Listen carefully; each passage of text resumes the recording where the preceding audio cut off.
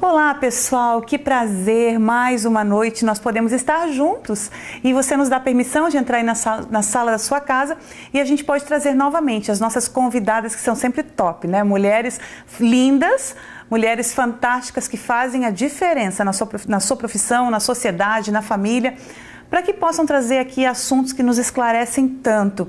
E hoje ela está de volta, que é a doutora Bárbara, que esteve aqui há alguns dias, bem-vinda de novo. E hoje ela trouxe uma amiga dela, mas também uma amiga pessoal minha, que é a doutora Thalita. Um prazer revê-la e seja bem-vinda também ao programa Do Jeito Delas. E hoje nós vamos falar sobre algo que é comum no nosso dia a dia, mas sei que muitas mulheres e homens ainda têm muitas dúvidas. Porque sabe o que eu acho interessante, doutoras, é que assim, quando existem algumas coisas que são comuns do nosso dia a dia, às vezes a gente acaba tornando aquilo tão prático, tão hábito, que a gente não para pensar, que a gente não sabe muito bem como aquilo funciona. E eu estou falando aqui por códigos, mas nós vamos falar de métodos anticoncepcionais. E eu quero desde já agradecer mais uma vez. E antes de nós começarmos a entrar aqui na prática de como tudo isso funciona, eu quero entender um pouquinho de como que os anticoncepcionais chegaram até nós. E eu gostaria de pedir à doutora Bárbara, porque ela já é de casa. Ela já está entendendo como é que funciona aqui, já é meio apresentadora também, para que ela pudesse contar um pouquinho para a gente da história do anticoncepcional. A gente conceituar os métodos contraceptivos é uma coisa muito antiga, na verdade, né? Sim. Então, os primeiros relatos de anticoncepção surgiram há mais de 2000 anos atrás, na Mesopotâmia Antiga, que eram métodos, na verdade, não hormonais, né? Utilizavam cascas de restos alimentares, enfim, e eram realizados como se fossem tampões vaginais para permitir com que os espermatozoides não progredissem pelo útero. Então, esses foram os primeiros relatos. Aí depois o Hipócrates, que foi o pai da medicina, né, em cerca de 2.500 anos atrás, ele inseriu os primeiros dispositivos intrauterinos, que também eram métodos não hormonais e que tinham como finalidade a anticoncepção, né. O anticoncepcional hormonal mesmo, ele surgiu na década de 60. Foi um divisor de águas para as mulheres, né? E na verdade era uma época que a relação sexual tinha-se muito um tabu que era exclusivamente para a procriação. Então, o método contraceptivo ele não surgiu com esse fim. Os pesquisadores falavam que era para tratar os sintomas da TPM. E como efeito colateral na bula, tinha que eles geravam infertilidade, esterilização pelo período que estava sendo usado. Certo. Então, claro, para bom entendedor meia palavra basta, né, as mulheres começaram a utilizar como um método contraceptivo. E a partir daí as pílulas foram evoluindo muito, né? E a partir delas foi surgindo também outros métodos contraceptivos. Então, as pílulas daquela época, elas tinham 10 vezes mais hormônios do que as que nós utilizamos hoje. Então, tinham muitos efeitos colaterais, e são coisas que a gente ainda hoje em dia escuta, né? Sim.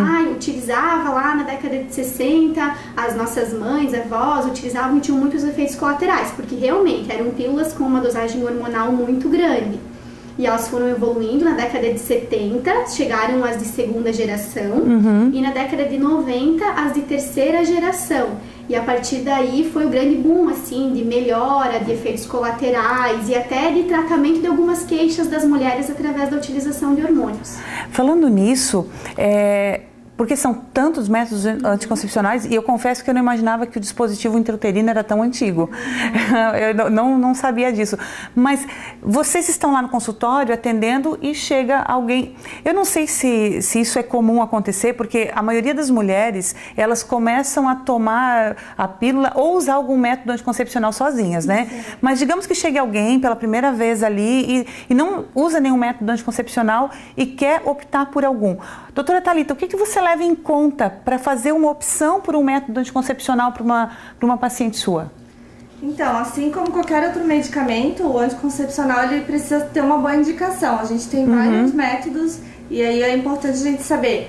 Por exemplo, se a paciente quer um dispositivo de longa duração, se é uma paciente que às vezes esquece a pílula, se ela quer evitar a gravidez por um longo período ou se é uma coisa de pouco tempo. Muitas vezes o anticoncepcional ele não serve só como evitar a gravidez, mas sim tratar outros sintomas.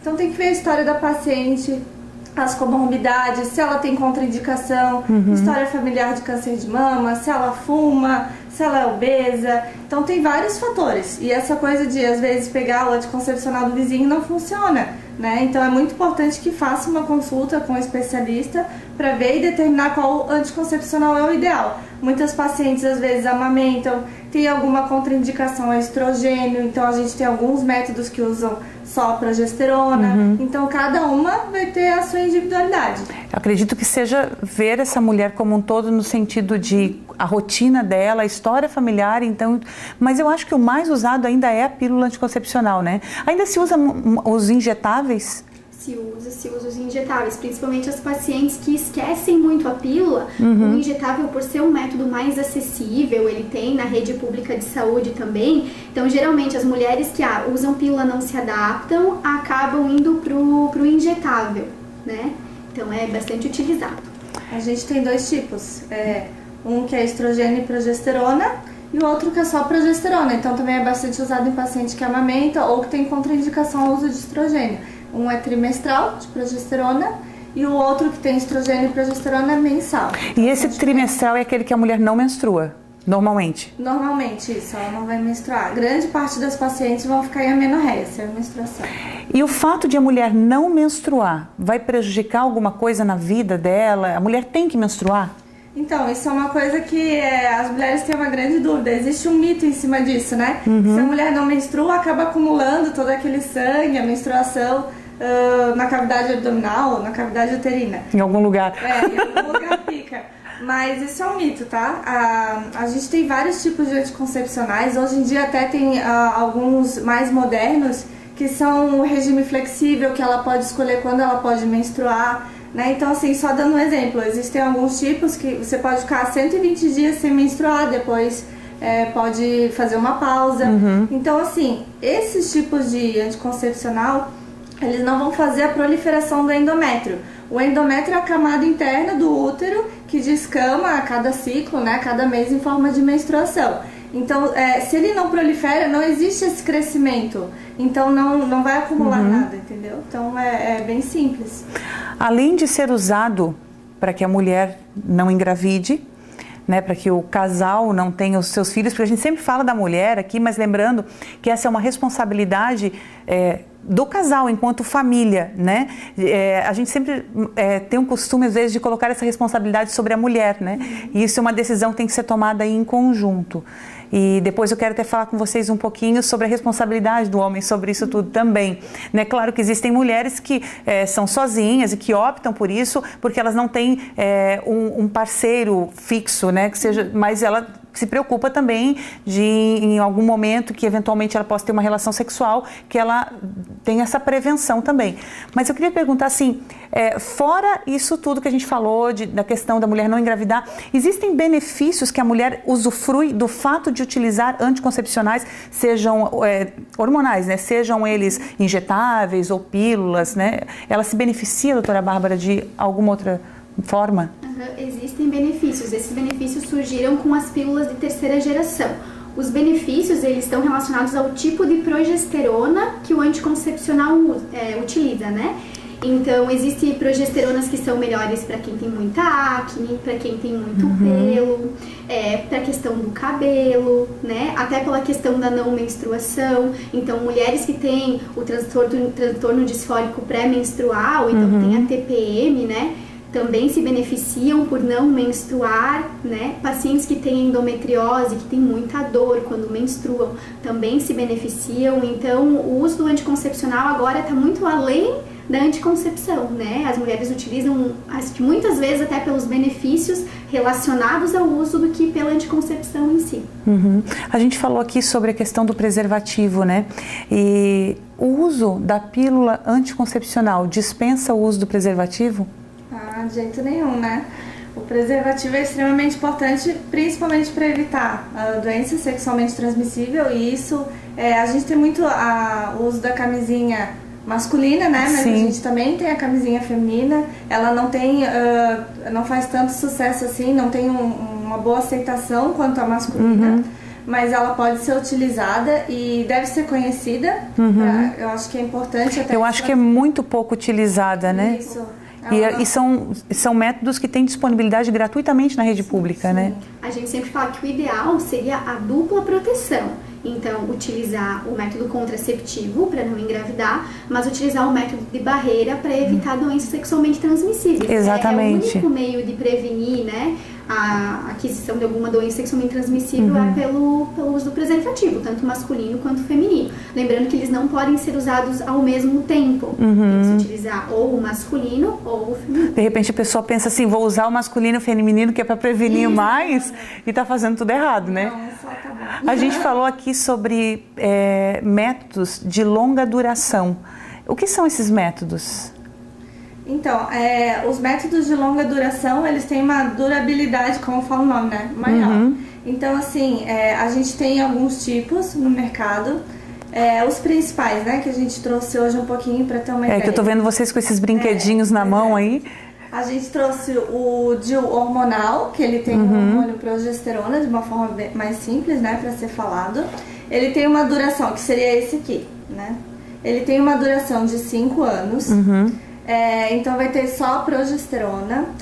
Algumas mulheres ovulam, outras não. O principal fator que vai estar trabalhando esse dispositivo é na motilidade do espermatozoide, na mudança do muco cervical, na mudança do muco lá dentro do útero, que impede que o espermatozoide faça a ovulação, né? E entre em contato com o óvulo. Então ele dura 5 anos. Grande parte das mulheres param de menstruar, então se a mulher quer muito menstruar, talvez não seja uma boa ideia se ela faz questão disso, porque muitas mulheres se sentem melhor menstruando, se sentem num controle maior da situação, né? E além disso, a gente tem o DIU de cobre. 85% das mulheres param de menstruar com o DIU de hormônio, tá? Aí voltando ao DIU de cobre, ele tem uma duração de 10 anos. O DIU de cobre que é fornecido pela rede pública, pelo SUS. Hoje a gente já tem vários DIUs de cobre que tem uma concentração menor de cobre, alguns têm a prata junto, né, no dispositivo, e ele tem uma duração, então esse do SUS é de 10 anos, enquanto a gente tem outros no mercado que duram 3, 5 anos, depende muito da marca. A gente sempre fala para paciente, né, assim, acho que o mais importante, se ela tiver muito sangramento, muita cólica, o DIU de cobre, às vezes ele pode ter como efeito colateral um pouquinho do aumento do sangramento e um pouquinho de aumento da cólica. Não quer dizer que vai ser para todas, né? Sim. Por isso que é importante conhecer a história da paciente, o ciclo dela, a questão do sangramento. Além disso, a gente tem o implante também. O implante ele é intradérmico. Esse que a doutora Bárbara tem ali na mão, né? Esse é o insertor do implante e esse canudinho é o implante. Bem pequenininho, né? Cabe na palma da mão. O que contém nesse implante? São hormônios? Progesterona. Progesterona. Só progesterona, né? Então é um método bom para quem tem contraindicação ao uso do estrogênio, né? Ou não queira utilizar. E através desse insertor, ele é inserido no braço. Então aqui nessa região, embaixo do braço, com uma anestesia local, é realizada a inserção através desse insertor e esse canudinho fica embaixo da pele, liberando progesterona por 3 anos. Esse método é o método mais eficaz de todos os métodos contraceptivos existentes para a prevenção de gestação. Eu ia te perguntar justamente qual seria o método mais eficaz. Mais que a laqueadura. Ele é mais eficaz que a laqueadura e que a vasectomia. Então, atenção, né, pessoal? Aí... claro que nem o método é 100%, Sim. né? Às vezes vem pacientes, mas a minha amiga engravidou com o DIU. Eu falo, mas e quantas amigas você tem que já engravidaram com anticoncepcional, né? Nada é 100%, mas a gente numa escala, né? O implante é o mais eficaz. Sim. Aí depois vem os métodos cirúrgicos, né? A vasectomia, a laqueadura. E depois vem o dispositivo intrauterino, o de hormônio. Depois o de cobre, seguido das pílulas anticoncepcionais, né? Gente, eu achei que as pílulas estavam lá na frente. Não. Tem um monte de gente de cabelo arretiado em casa agora. Porque a pílula a gente pode esquecer, né? E o dispositivo intrauterino... Pela questão, então, da utilização. Da chance de falha, né? Quero te fazer uma pergunta. Você está com o dispositivo ali na mão e a gente já volta para ele. Quando há o esquecimento da pílula, aí tem aquela história, no outro dia toma 2. Até quanto que pode ser feito isso? O outro dia toma 2, 2 dias depois toma 3, ou para tudo e começa de novo? isso corta a eficácia dela? Corta a eficácia. E na verdade, não tem como passar uma receita, né? Geralmente, quando você esquece uma pílula num dia, assim que você se lembra, o ideal é tomar a próxima pílula, né? Mas hoje em dia existem pílulas bifásicas, trifásicas. O que é isso? São pílulas que têm dosagens diferentes de hormônios numa mesma cartela. Então, nem sempre vai ser o esquecimento de uma vai ser igual ao esquecimento da outra. Geralmente, cada pílula tem na sua bula a maneira, quantas pílulas você pode esquecer, né? E a partir de qual momento você deve utilizar um método de barreira. Mas, de modo geral, a partir do momento que você esqueceu uma pílula, você deve utilizar um método de barreira para evitar, né, a contracepção. E o ideal é não parar, né? Continuar até o final e reiniciar uma nova cartela quando daí o efeito contraceptivo vai retornar. Certo. Gente, agora aqui a doida, volta pro DIU, pro dispositivo. Você comentou comigo que esse dispositivo, a gente não pode falar o nome dele, ele tem um nome comercial, mas a gente não pode falar porque o pessoal não está promovendo a gente aqui. Então, é o seguinte, ele contém um hormônio ali. E a doutora Bárbara estava comentando aqui no começo que existem pessoas que não podem fazer uso de hormônio. Ele age de uma forma sistêmica na mulher ou ele age de uma forma local? As pessoas que têm problema, são tabagistas ou têm algum outro problema que não podem tomar pílula, elas podem fazer uso desse?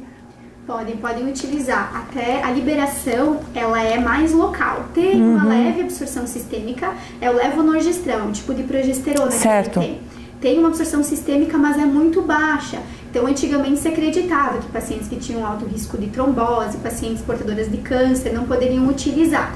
Mas já se viu nos estudos que é um método seguro. Então, sim, pode se utilizar mesmo contendo hormônio. Certo. Vou fazer uma pergunta agora meio polêmica, que eu não combinei nada com elas.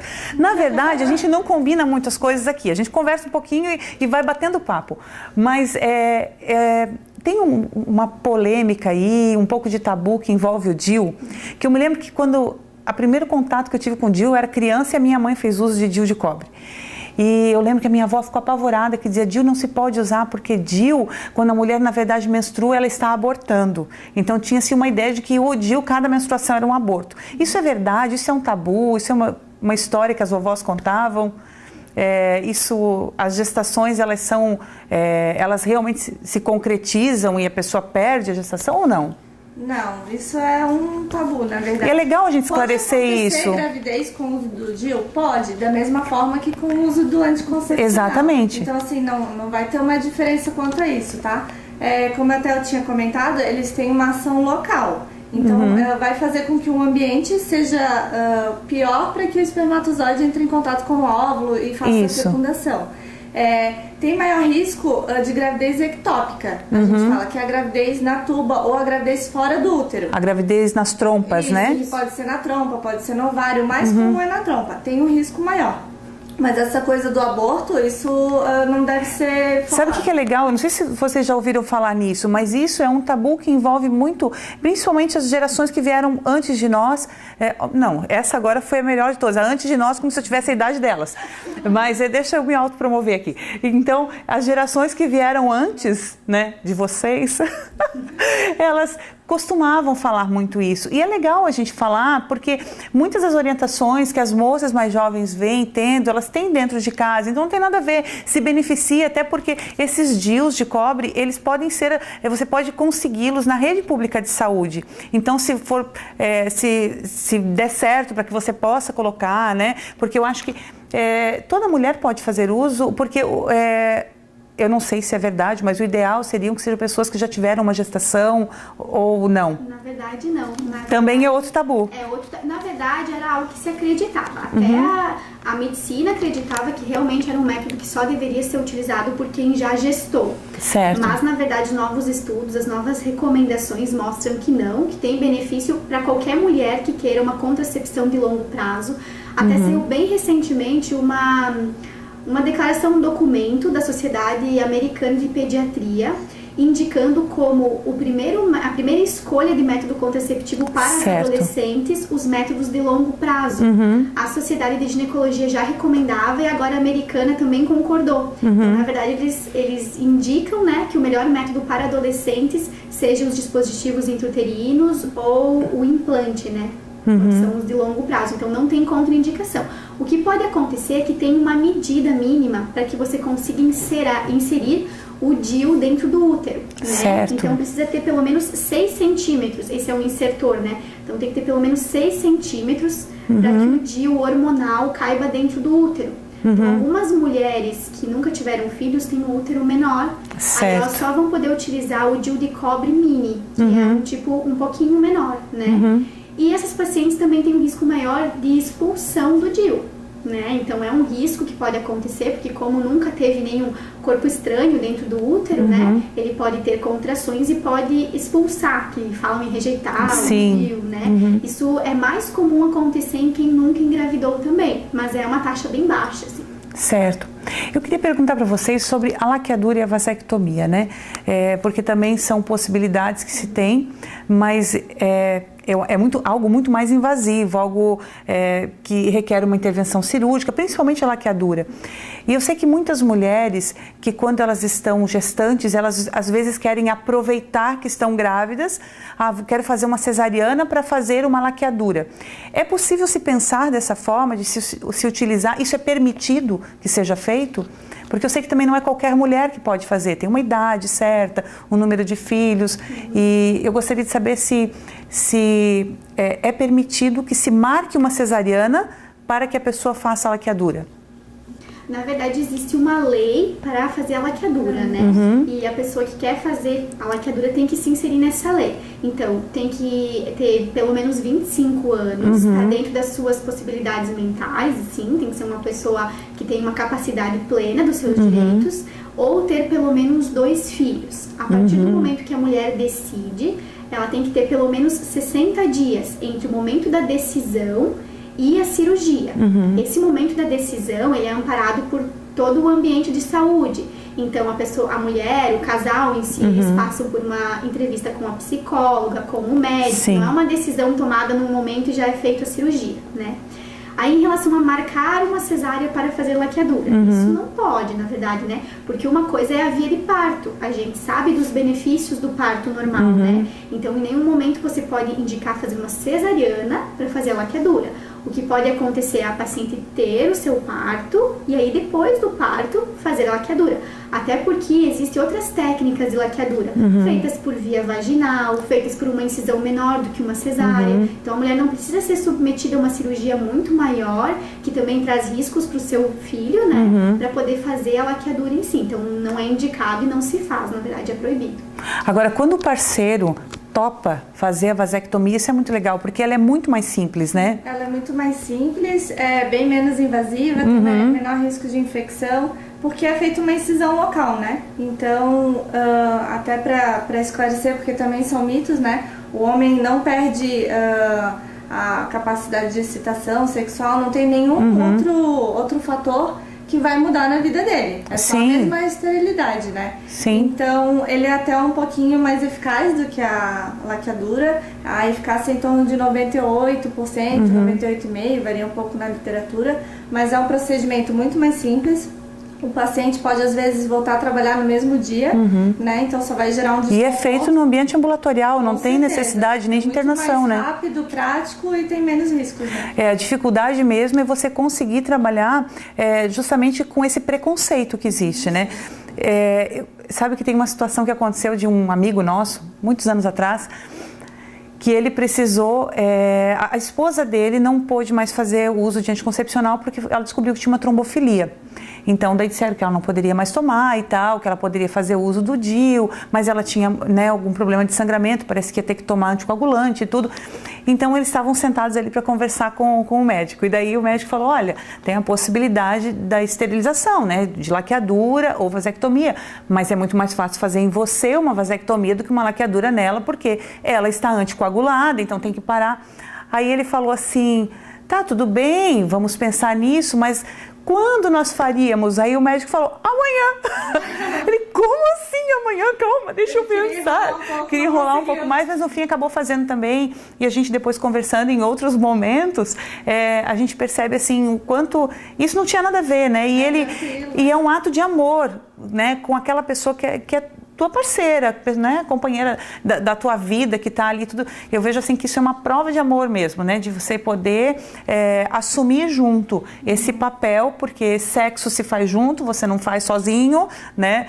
Para fazer filho, pelo menos não, você não faz sozinho, então você é uma decisão em conjunto, e isso é muito legal, né? E também eu imagino que vocês dentro de consultório tenham esse papel de estar conversando com o casal nesses momentos também. E eu imagino também quantas histórias, se eu tenho uma aqui, imagina quantas elas têm, né? Eu queria perguntar, só antes da gente ir para o final, né? A pessoa começou a tomar anticoncepcional muito cedo, tomou durante um bom tempo, mas quer engravidar. Depois, futuramente, né, chegou o momento da sua vida, estou com a vida estável, agora acho que eu posso ter um filho. Existe risco de ela tomar por um longo período anticoncepcional e depois não conseguir mais engravidar? Na verdade, depende muito do método. Ela não vai ficar infértil por causa de um método anticoncepcional. Certo. O que às vezes acontece é algum determinado método demorar um pouquinho a voltar à fertilidade. A grande maioria dos métodos volta imediatamente.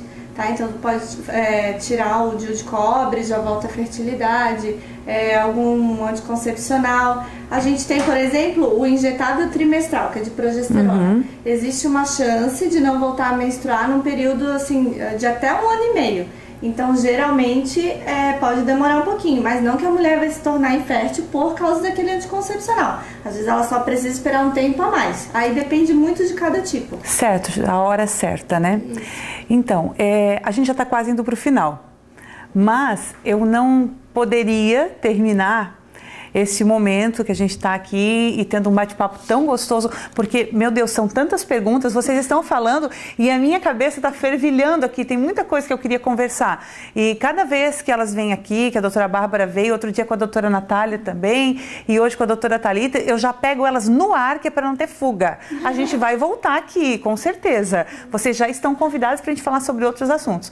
Mas eu não posso encerrar esse programa sem fazer uma pergunta que talvez vocês ouçam muito no consultório, talvez seja uma das mais ouvidas, e que eu sei que é uma pergunta que a maioria das mulheres já fez e elas estão fazendo lá em casa. Anticoncepcional engorda? Na verdade, o anticoncepcional, pela questão hormonal, ele afeta, né, o sistema endócrino. Mas a comida engorda mais. Exato. Então, o que acontece? Ele retém um pouco de líquido. Então pode acontecer, né, de a mulher engordar 1 quilo, 2 quilos, uma retenção hídrica. Existem muitas mulheres que vão no consultório e às vezes falam, eu comecei a usar esse método e engordei 15 quilos. Assim, não tem nenhum estudo científico que mostra que realmente houve um ganho de peso significativo com algum tipo de método contraceptivo. Então, estatisticamente falando, a gente vai falar que não tem. Mas tem sim uma retenção hídrica que pode afetar na balança aí. Isso, mas pouco. Isso gera uma tristeza no coração de muita gente que está assistindo. Que diz, não, eu engordei, mas é por causa do anticoncepcional. O que a gente fala é que na grande maioria dos casos, a mulher com o passar da idade fica com o metabolismo mais lento. Fica. Às vezes, aí começa a ter filho, né? O corpo já muda, não faz exercício, fica com aquela vida corrida que a gente sabe que atualmente é assim, né? Trabalho, casa, gente, filho. como fica? Vocês não têm noção. Vocês não chegaram na cidade ainda. Que você passa, assim, uma semana chupando gelo e comendo alface, e aí você sobe na balança e está o mesmo peso no final da semana. É incrível, difícil. É muito difícil. E é do ser humano querer achar um culpado para as coisas. Sim, né? com certeza. Então, muitas vezes o anticoncepcional é o culpado. Fica sendo o vilão. Fica sendo. Antes de vocês irem, eu gostaria que vocês pudessem deixar aqui para as nossas meninas e meninos, porque tem muitos meninos que assistem o programa do jeito delas também. Talvez elas tenham ainda alguma dúvida que ficaram ali, e eu sei que a clínica onde vocês atuam tem uma rede social. E de repente o pessoal pode entrar lá, deixar uma pergunta lá no Instagram, e o pessoal pode estar entrando em contato com vocês para responder. Um método que tem de repente achar elas ali na rede social através da clínica e às vezes ter um pouquinho mais de conhecimento para a gente poder extrair um pouquinho mais delas. Poderiam passar para nós? Sim, tem a Cleancare aqui em Itajaí, né, que nós atendemos, tem as redes sociais. Os caracteres estão passando aqui embaixo, o nome da clínica, Cleancare. E também tem a LGA Saúde em Itapema. Isso. Nós também atendemos, então acaba envolvendo... Sério, eu não sabia que vocês estavam trabalhando lá, que legal. O Luiz Gustavo, que é o proprietário, é amicíssimo meu. Ele falou que te admira muito. Ele é muito querido. Então estamos lá também. Também. Então, as duas clínicas têm redes sociais, com certo. blog, com... Vamos deixar aqui a rede social da LGA Saúde e da Cleancare. E vocês aproveitem, entrem lá no Instagram, curtam a página, façam perguntas lá, inbox lá no Messenger, bombardeiem elas de pergunta mesmo. Vamos responder. Então, olha, com toda certeza vocês sempre serão bem-vindas. Doutora Thalita, doutora Bárbara, é muito especial sempre ter vocês aqui, é uma delícia. E vocês já estão convidadas para vir novamente aqui. E quanto a você que nos acompanha toda semana, vocês é que são especiais. É por vocês que nós estamos aqui todas as semanas e é assim que nós fazemos o programa do jeito delas. É por vocês e para vocês. Semana que vem estamos de volta, sempre com assuntos muito legais e eu tenho certeza que vale a pena você estar aqui esperando por nós todos os domingos às 20 horas e às terças-feiras às 21h30 na TVBE. Tchau, tchau e obrigada pela companhia.